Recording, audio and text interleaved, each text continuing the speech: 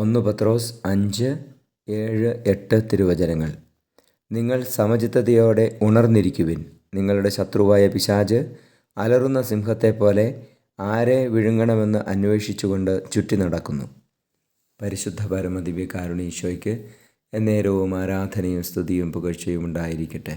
ഈശോയെ, ഞങ്ങളങ്ങേ സ്തുതിച്ച് ആരാധിക്കുന്നു. Hallelujah, hallelujah, hallelujah. ഈശോയെ, ഞങ്ങൾക്ക് ഉണർവ് നൽകി, ആത്മാവിൻ്റെ ഉണർവ് നൽകി അനുഗ്രഹിക്കണമേ.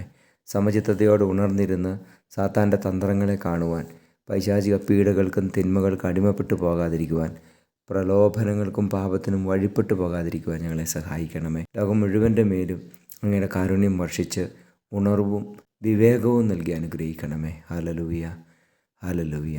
നമ്മുടെ കർത്താവ് ഈശോ മിശിഹായുടെ കൃപയും പിതാവായ ദൈവത്തിൻ്റെ സ്നേഹവും പരിശുദ്ധാത്മാവിൻ്റെ സഹവാസവും നിങ്ങളോടുകൂടി ഉണ്ടായിരിക്കട്ടെ, ഇപ്പോഴും എപ്പോഴും എന്നേക്കും.